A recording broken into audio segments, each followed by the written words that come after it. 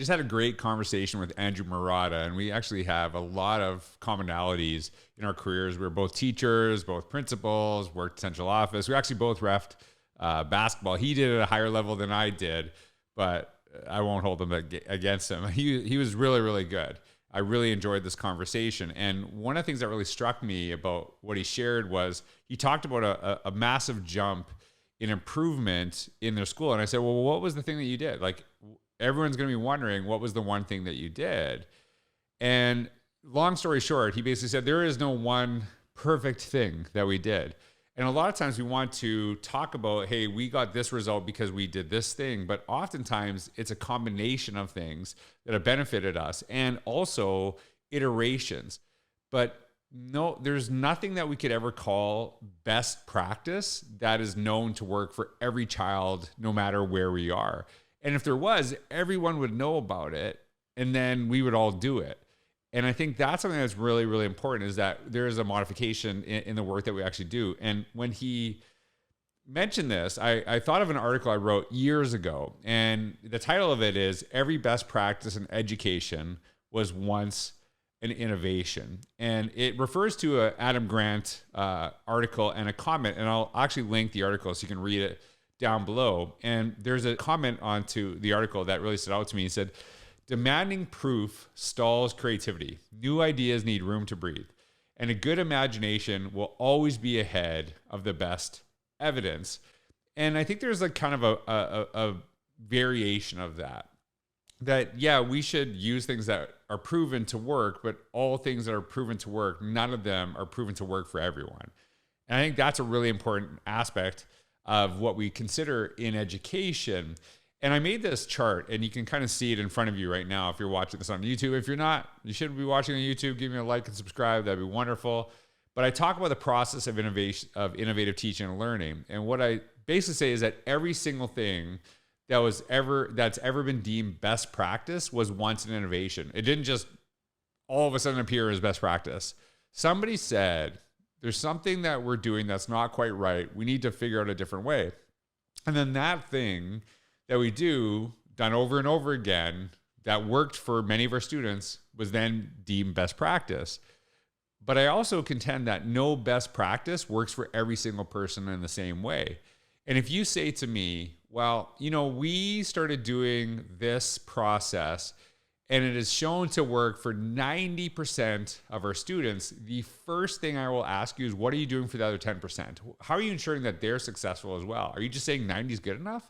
Or do we actually got to continuously iterate? And it doesn't mean that you scrap the thing that you're doing that works for 90%, but maybe you're iterating it. Maybe you're evolving with it. Maybe you're doing something totally different for a certain percentage of students where the best practice, or whatever we call best practice, doesn't seem to actually work.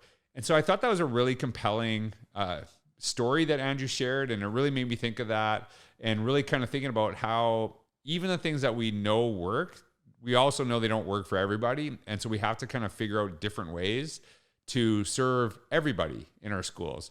And that was kind of the focus. It's why I titled this podcast, There Is No One Perfect Strategy, because there isn't. There isn't one perfect strategy, but we can learn from the things that work and the things that don't work and the things that kind of work. But it constantly takes that iteration. That's why I talk about the innovator's mindset so much, is that it's really, how do we take the things that we know and make them better, or totally scrap them and start with something new to ensure every kid is successful in our schools today and finds that path to success that's meaningful to them. That should be the goal of the work we do every single day. And I love that Andrew and his work and the district that he works with, they're focused on this. I know you're going to learn a ton from him. I learned a ton from him. I really enjoyed the conversation. I know you will too. Welcome back to another episode of the Innovator's Mindset Podcast.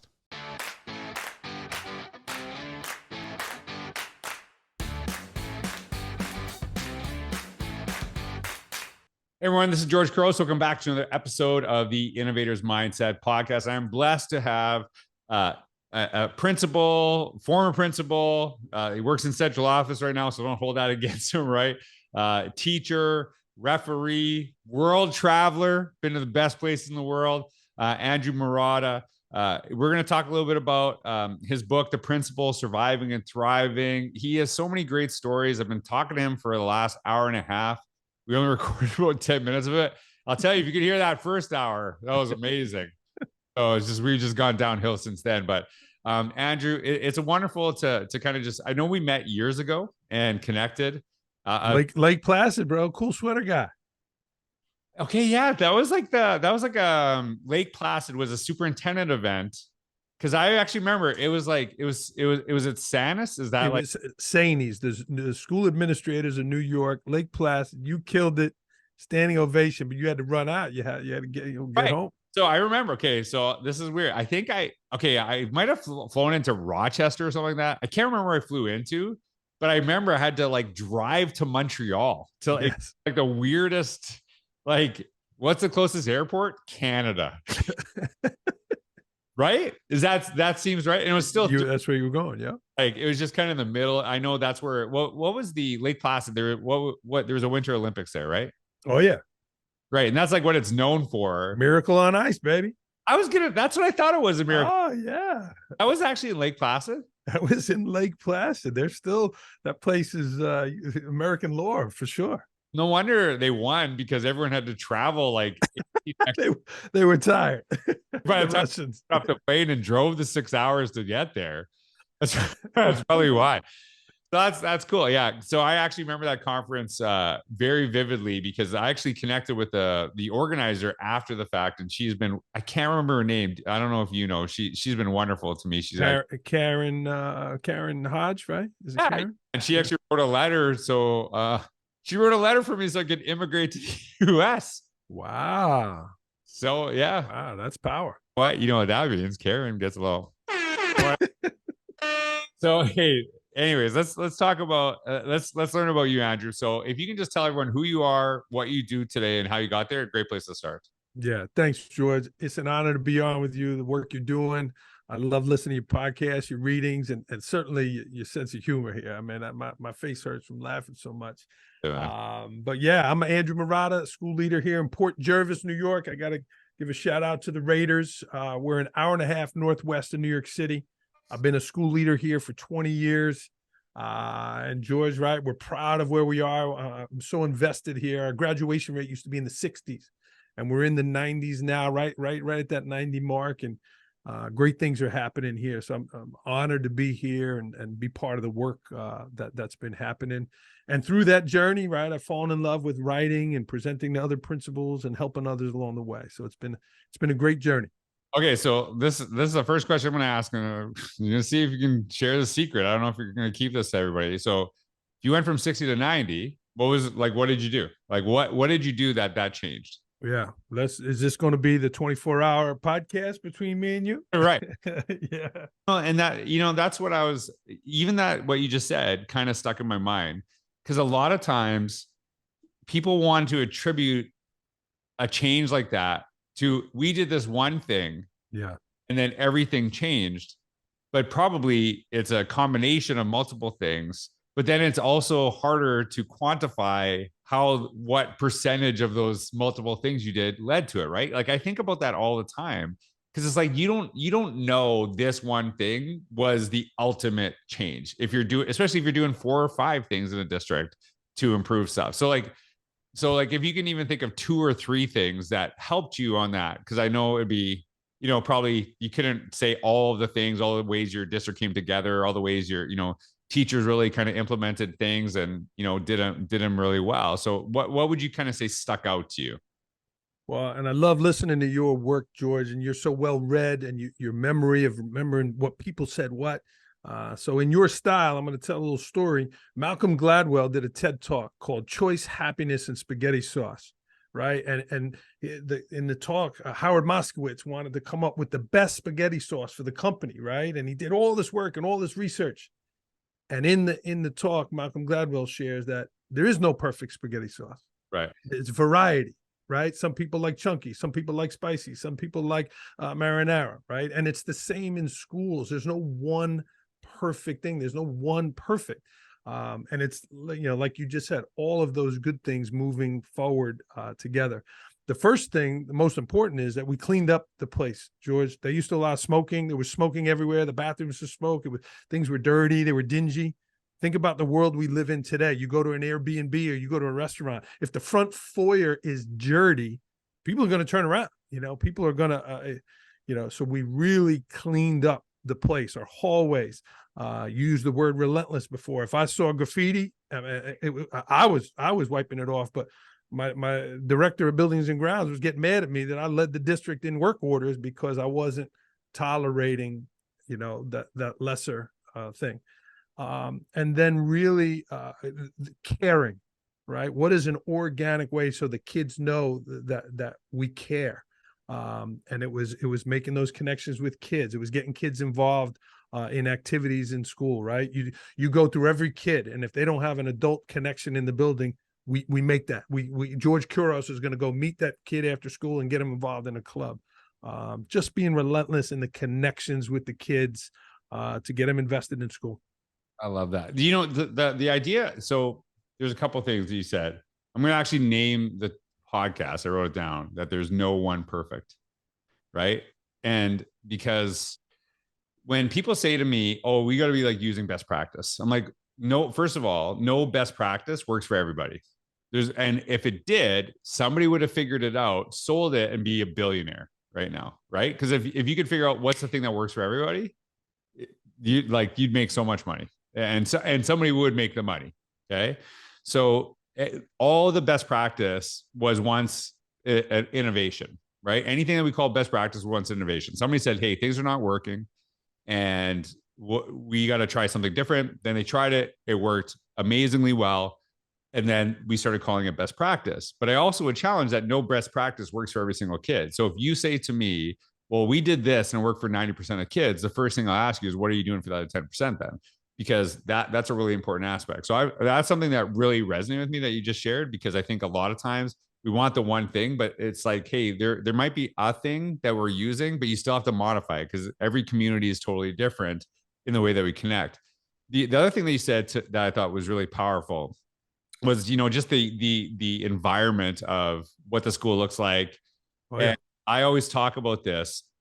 I can tell so much about a principal if they walk by a piece of garbage and what they do. Do they pick it up, or do they just walk by it?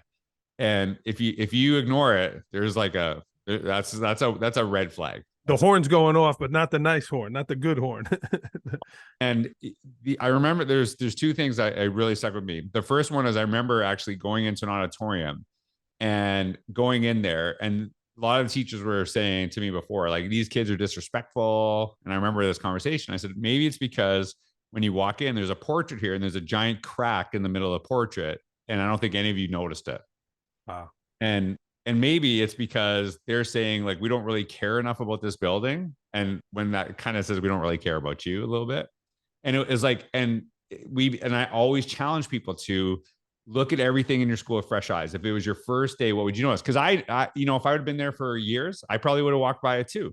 Mm-hmm. Mm-hmm. Right. But I noticed it right away. I'm like, there's a giant crack. And that's like, there's no sense of pride there. And even this weekend, so I went to the Bucks game. I went to the Bucks game last night. And so that's Sunday. And on Saturday, so I was taking my neighbor. And I took him, and I don't know him like very well. And I was like, "Hey, do you want to go to the Bucks game?" He's like, "Yeah." So on Saturday, I go wash my car because I'm driving to the game. I'm taking him. And so my daughters love helping me wash my car. And I like wash my own car. And I said, "Why do you think Dad wanted to wash his car today?"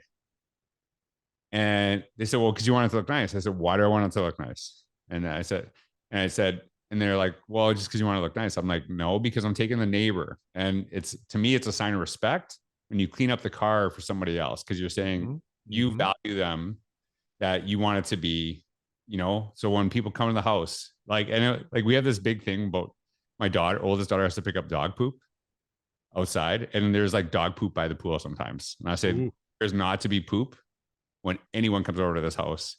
It has to be cleaned up. I know you do it twice a day, but listen, sometimes you do in the midday. That's never there because it's disrespectful to people coming to our house. And that's like, I just thought of that when you shared that. And I don't know if you have any thoughts on that, because the kids aren't going to learn if it's dirty, right? Kids are not going to want to be there if it's dirty. And we mentioned organically care. How is care shown? George, we had teachers call every one of their students and invite them to open house. What do we do as educators? We complain when people don't come, right? They never come. I have teachers calling everyone. Do you think that attendance went up when they got a personal phone call from the teacher? Absolutely. Well, how did we get more people in schools? Things like that, right? No, not one perfect thing, but had to be clean. Had to be. Just like people come to me, that school is my house. I'm an owner here in Port Jervis. That school is my house, and I want them to feel comfortable, just like your neighbor did in your car. Yeah, and there, it just to me, it's like it's a respectful thing. I mentioned in our last podcast, um, Kelly Wilkins, and she was my principal, and then I became a principal, and she became associate superintendent, and she lived in a different city, but sometimes she'd have to come into where I live, and she would get her car fixed, and she would say, "Hey, can you pick me up?" I'm like, "Yeah, no problem," and that meant I would have to spend like the Washing the car. first night ahead of time, like cleaning my car, because man, my car was disgusting when I was that. It was so gross. I'm embarrassed about it. But by the time she got into it, and it was so like it was spotless, and it was just like I just throw stuff, whatever, and it was like I'm not like that anymore. But she always would laugh at that too. I'm like, wow, she's like, oh, your car's really clean. I'm like, yeah, oh, it's always like, so she knew I was lying. And it was just kind of a funny thing, but it was like, to me, a sign of respect to her. There's no way I want, anybody, doesn't matter your position. It would have been, to be honest, it would have been anybody at that time. Mm-hmm. No one else is in my car. That to me, it is like, you're welcome into a space that you actually have. And so tell us about you have like a kind of unique role now, and you were telling me a little bit before the podcast. What do you do now, and like how is it kind of something that is unique to maybe school districts that other places could learn from? Yeah, and I'm blessed and fortunate, right? 20 years of being a building principal. I was looking for a change. You and I talked a little. I'm speaking outside of school. I'm writing. But now I have an opportunity to do those things in my school. So I'm the director of communications and academic services. I'm leading professional developments that I would go somewhere else and do, but now I could do in-house at my own school. And really, like our friend Jimmy Costa says, George, I get to carry the banner for my school and community. I'm putting out social media posts. We had a student here in Port Jervis, just did her first TED Talk in upstate New York. I got the video link. I took her picture. She was jumping in front of the school. We're going to send that out everywhere so people can celebrate the great things happening in Port Jervis. And if there was nobody here to do that, yeah, somebody might have pushed it out. But I got a great focus on sharing the great things that are happening here. And I feel fortunate that after 20 years of being a leader that I'm so connected. I walked through the building the other day, right? And I was going to take a picture of the trainer. She's new with us, right? Not only did I take a picture with her, I shot a video with her, and then my former students came in because they were getting taped up, and it wound up being all of us involved in this whole thing. But a quick, 30-second picture turned into a 20-minute. So now I have a picture of her that I'm going to push out. I have a video of her, and then I have a group shot that all celebrating the work of this lady who is new with us in the district. And it's those kinds of organic things that I get to do. Well, and you were mentioning when you were talking about this, that you still have the opportunity to go speak, consult, work with other districts, and your contract's kind of set up in a way where you have some flexibility in doing that. And I was so blessed to have that opportunity as well. And it really changed things. And a lot of times, a lot of superintendents I've worked with, and I know you shared how much you appreciate your superintendent, the vision, his ability to build relationships, take advantage of your strengths, and still, I don't want to say share you, but like, have some openness to, giving you an opportunity to work in other places. And when I used to do this too, one of the things I think is really beneficial is like you go and you work with other groups, and there's a sense that you go there and you share the great things that you're doing and they benefit from you. But I guarantee that in those conversations, you're picking up stuff from them that you now get to bring back to your district. And maybe they're not exactly the same because your community is probably different, as is every community. And so do you see that do you have that experience where you have that benefit of like, even though you're sharing, you're learning, you're paid to come speak, you're paid to come consult, you still take away stuff that you bring back to your district? Do you kind of see that as part of the process? 100%, George. We're always learning, right? And as great leaders, you're always looking for ideas to bring back to your schools. I was in Ballard County, Kentucky, home of the Bombers, and they were great people. I learned, so much from them. But school safety is a big thing, right? So people are boarding up windows, right? They're blocking. They don't want the visual.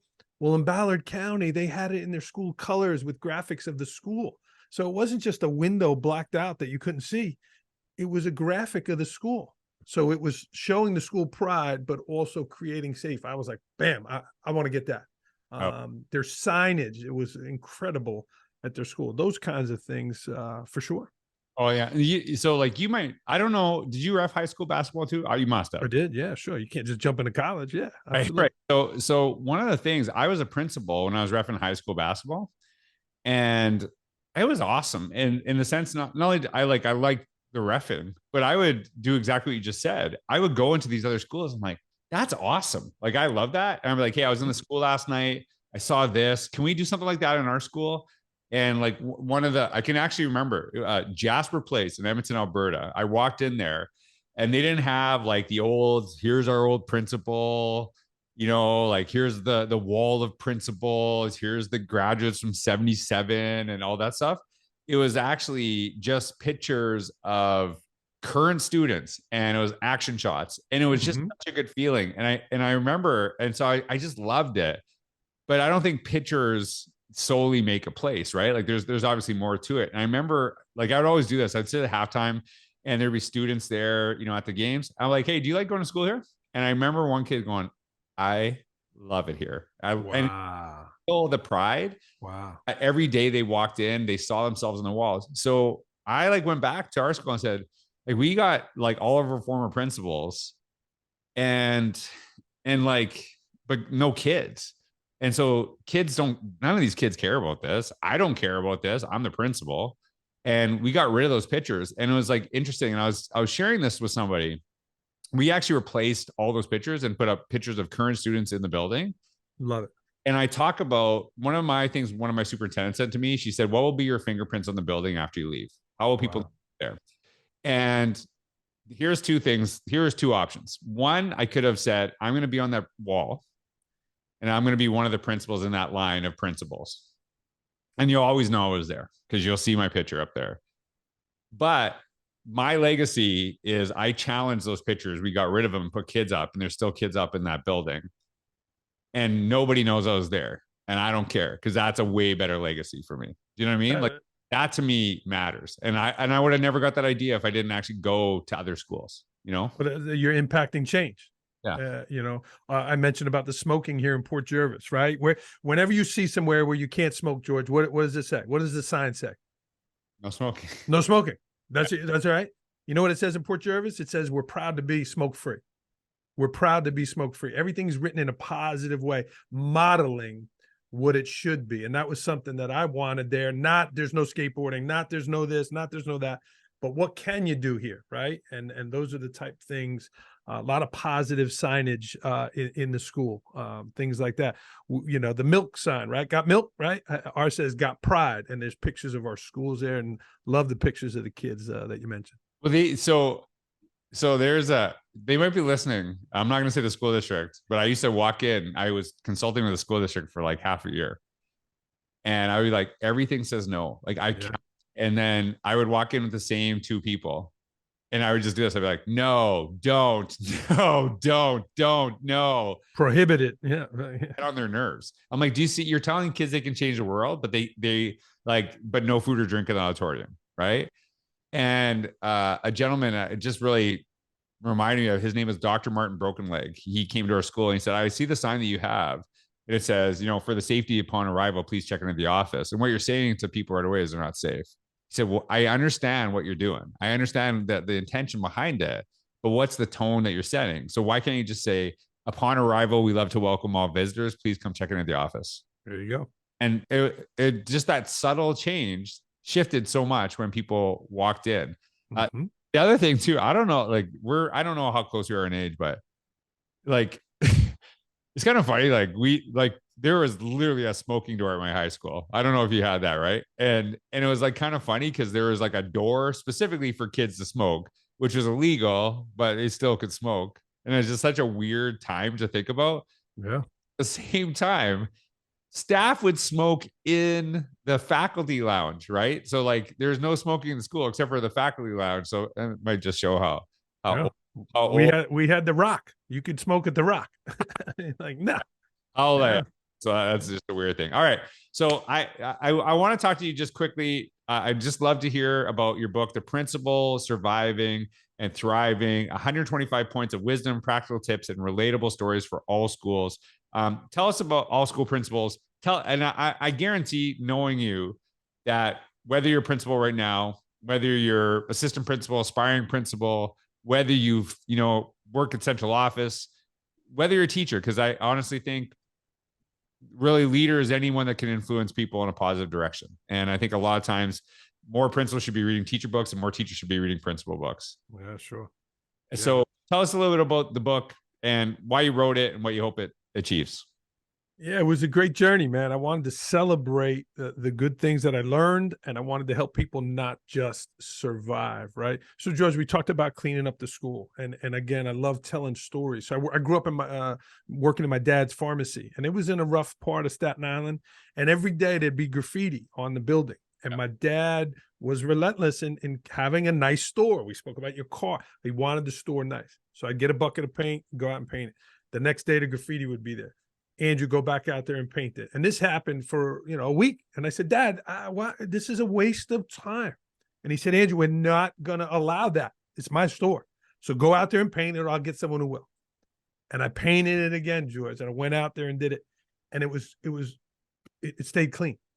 I was like, oh my God, there's no graffiti.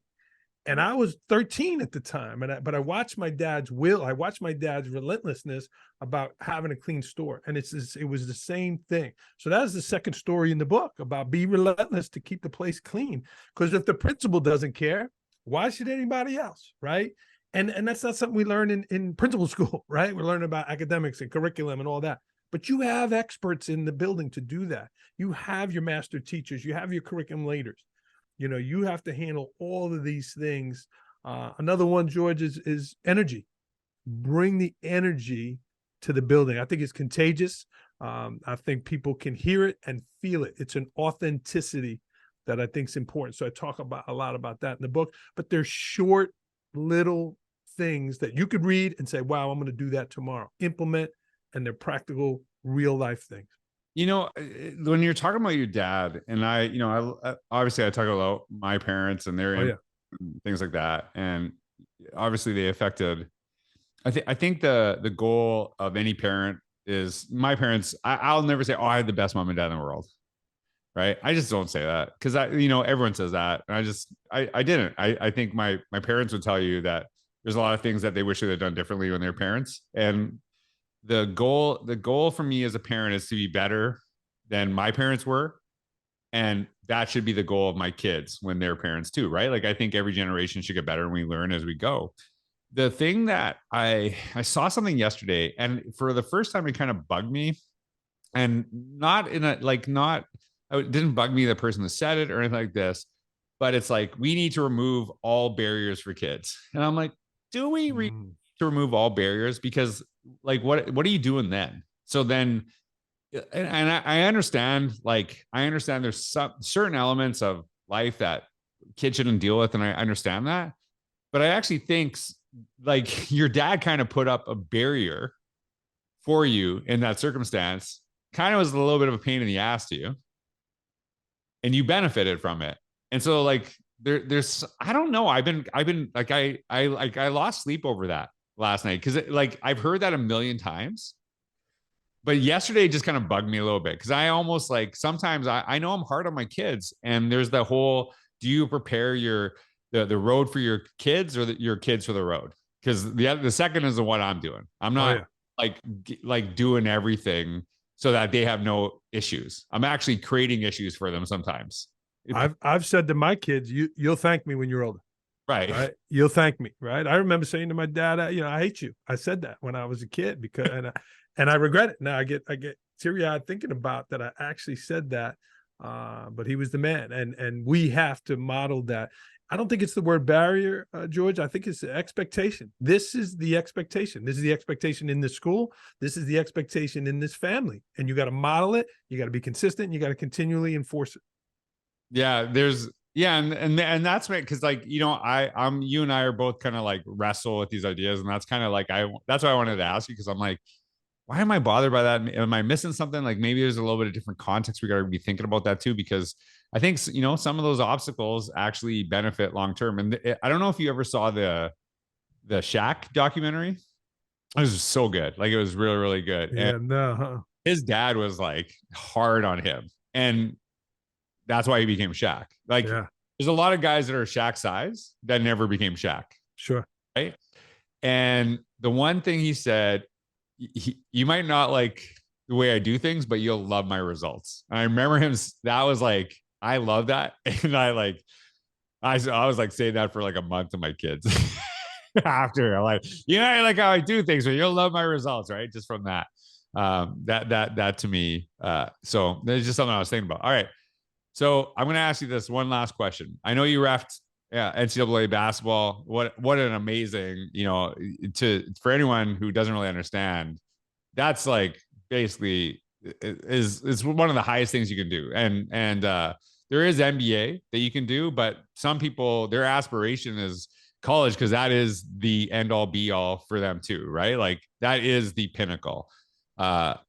Do you got a good reffing story? Is there like one reffing story that you could utilize that is like a really good reffing story, but also might be pertinent to educators listening to this podcast? Yeah. Thanks, George. And you mentioned, the principal a bunch of times. I wrote Tales from the Hardwood. There's a lot of leadership lessons there, and I share, and they absolutely all relate. And there's so many I could choose from, but just thinking off the top of my head, I went to a tryout, George. You know this. You have to go to a tryout. So you think about job interviews. You think about when you're starting out. And I get to the tryout, George, and there's 100 names on the list. And the lady hands the paper, and I don't see my name. And she's like, oh. And then she says, oh, you're Marotta.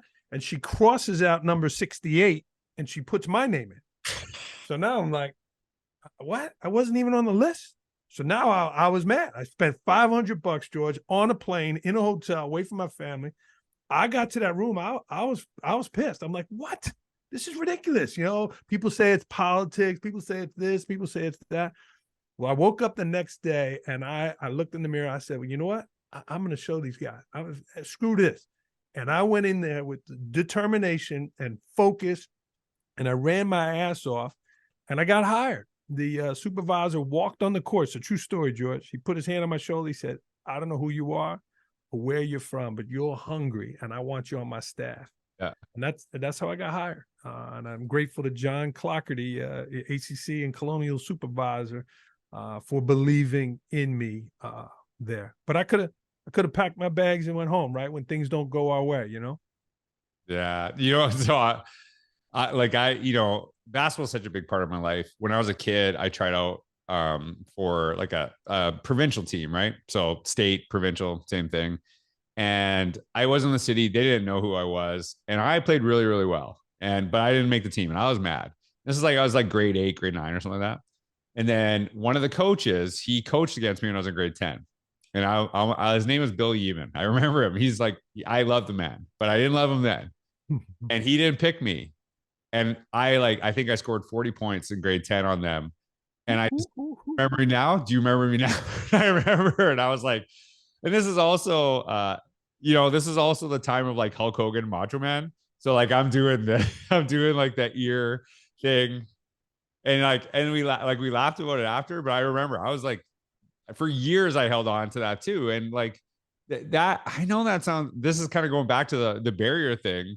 If I wouldn't have been overlooked, I don't know if I would have done as well. Like there is a little like, hey, I'm going to show you that you made a mistake, right? Tom Brady, you were at the Bucks game the other night. Think about that. He was drafted all those years later. Yeah. But I think, relating it to education, you have a bad day at work. Are you gonna, I'm going to take a sick day tomorrow? Or are you coming back with a vengeance and have an incredible lesson plan, so detailed and so engaging to the kids that they are giving you a standing ovation? Yeah. Where's that grit come from? Where's that resilience come from? It comes from when you get your butt kicked and you show up again. Spite. All right, brother. Hey, man, everyone, if you're listening, I highly encourage you to connect with Andrew. You can see all his contact information. Check out his books. Check out his website. It's awesome to talk to you, man. We got to do this more often. If you're ever in Orlando, we got to hit up a Magic game and we can criticize the refs from the stands and do lots of fun. Let's do this, man. We'll do another one. We'll talk officiating. We'll talk about leadership and officiating. Come back on. 18-hour podcast. I could talk about everyone. This is, I can see by the YouTube time. As soon as I ask basketball questions, that's where everyone drops. So it doesn't matter. I say that now because they've all left. But anyway, thanks everyone for listening. For the 2 people that stayed, but Andrew, thanks so much for being on the podcast. Really great to talk to you. I hope people connect with you after the show. Keep surviving and thriving, George. All right, thanks, brother. Have a wonderful day, everyone.